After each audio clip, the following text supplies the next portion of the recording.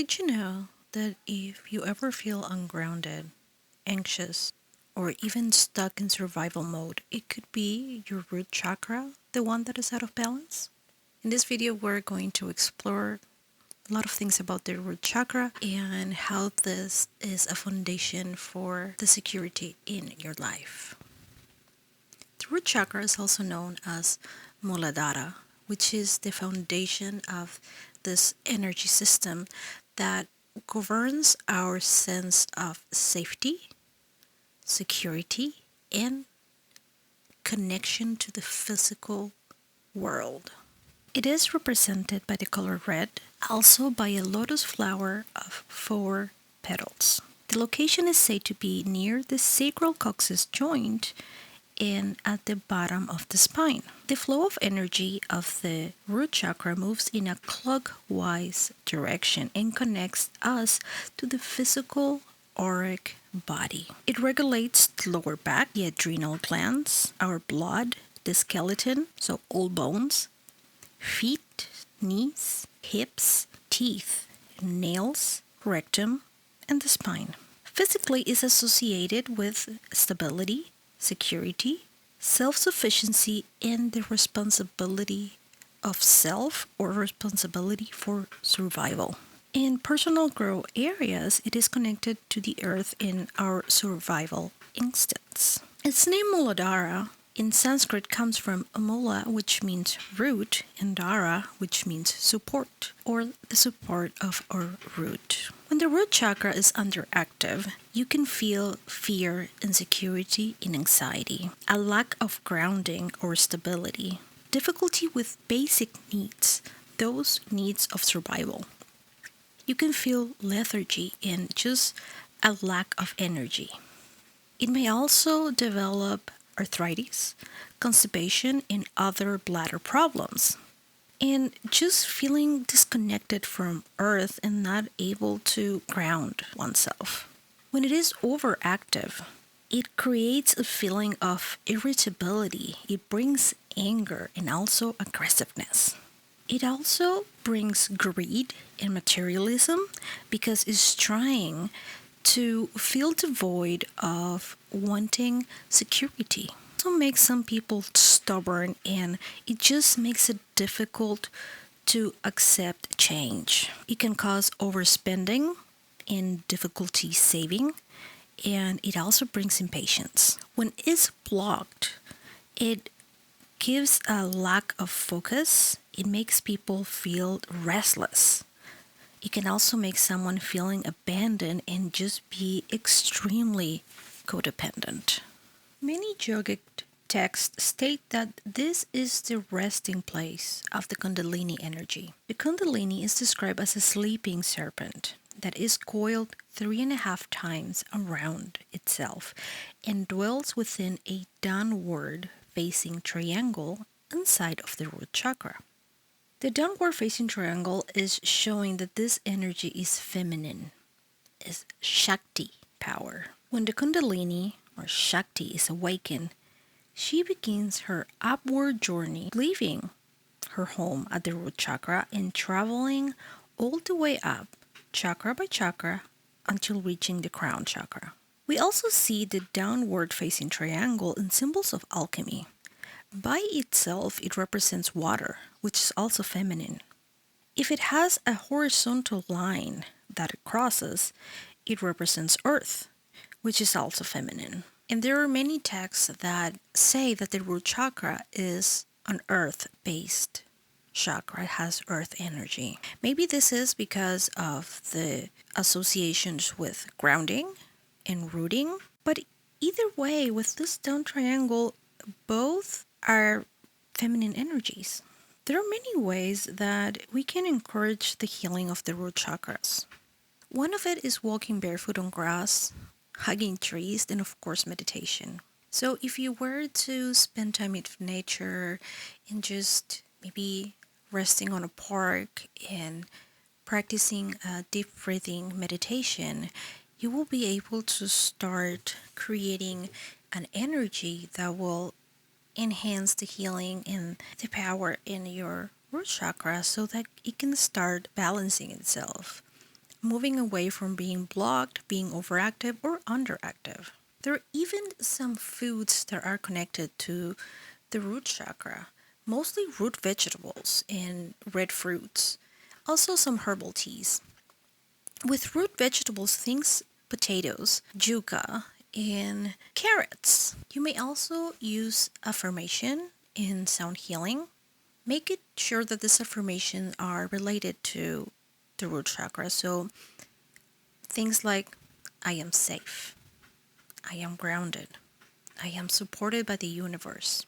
With sound healing, not only we can use specific frequencies that will target the root chakra, but there are also specially made meditations or music that have been imbued with a healing energy specifically for the root chakra. I will leave you one example that I have found on YouTube of a creator that had made such music with energy healing purposely sent to the root chakra for its healing and to unblock it.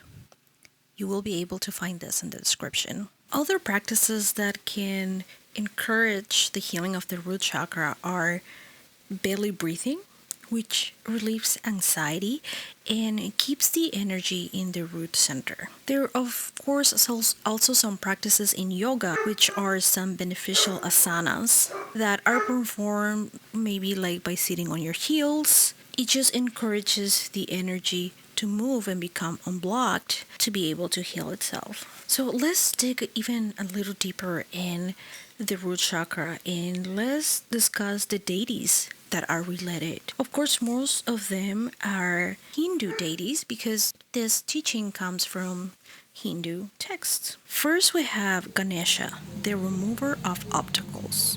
When we chant any of the Ganesha related mantras, meditate on this deity, call on Ganesha, we make offerings. We are energizing and cleansing the root chakra at the same time as we are working with this deity.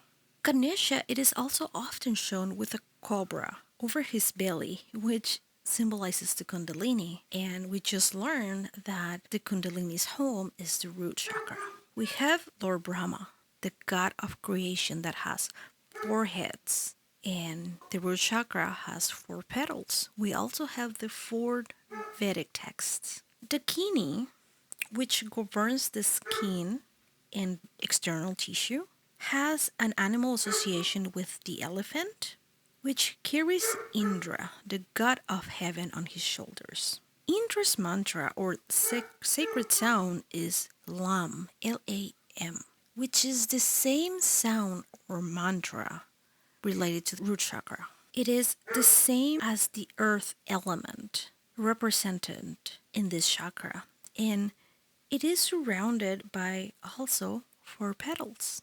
Meditating while focusing on the root chakra will also get it activated. And it is said that one can sit for longer periods of time than usual effortlessly when we do this practice.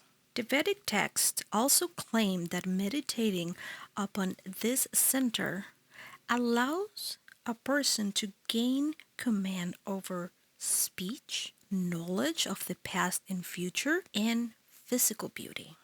A lot of creators and teachers have been sharing stones and crystals that are said to be related to the root chakra as well. And most of them are color red, brown, because of the connection with the earth, or it has some kind of affinity like that with the root chakra. I decided not to include this because that is a very new concept, and the Vedic texts don't specifically talk about anything like this.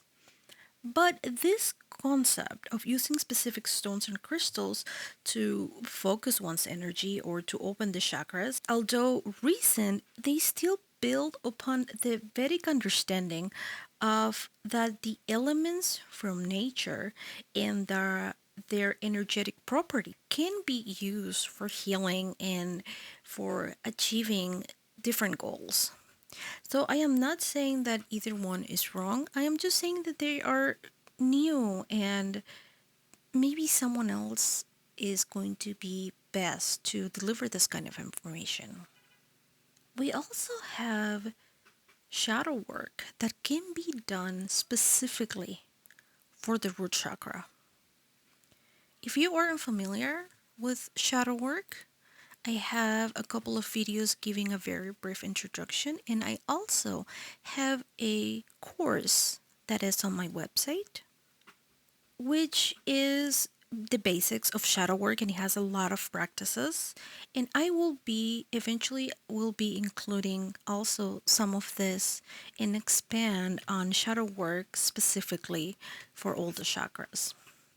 But just to get you started, you can start by journaling about the root chakra, about the meditations, and what comes to you while you meditate and focus on the root chakra. And you can even ask yourself questions.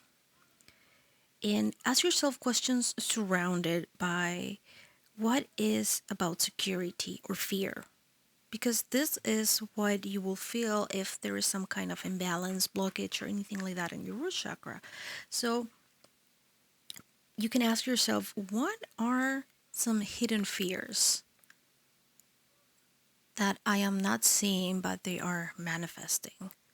So you start looking deep into that. Most of the hidden things is part of the shadow work. Again, it is in your shadow. You can ask yourself and journal, what is it that you are the most afraid of? This is something that could be tampering with your root chakra and its healing. The root chakra is also the one that is responsible for our instincts, primitive instincts like fear, survival. It is one that influences us physically, and it can become unstuck and be healed by movement, exercise, and breath work. And it can be that why it has become one of the most unattended chakra centers. As society has been evolving, we have become way more sedentary. And even though we have security that perhaps our ancestors didn't even dream of, like medicine and a roof over our heads that is not going to go away that easily, there's less fear of being sick than before. In other examples, we still are experiencing some kind of not feeling safe and secure. And it could be a little bit of that. Obviously, there are many things, not just the chakras, but it's something to consider. It's something to give it a try and start by trying to include more movement and flow into our lives. If we not can actively move ourselves physically, then we can at least try the breath work to get started, regain more energy, and then keep growing into the practice. Things like Qigong and Tai Chi can also be very beneficial, and that is very slow movement. So again, it's not the intensity of the exercise, it is the movement itself that is going to make this chakra unstuck and start healing. Somatic therapy and of course even Reiki, which is an energy healing, are very beneficial for all chakras, not just this one. So if you start focusing and doing your best to heal your root chakra, you will start creating a strong foundation, not only for your physical and your safety, but also a foundation for your spiritual journey. Let me know, what will you start practicing first? Is there something else you would like to know about the chakras? Go ahead and let me know in the comments. Don't forget to like and subscribe.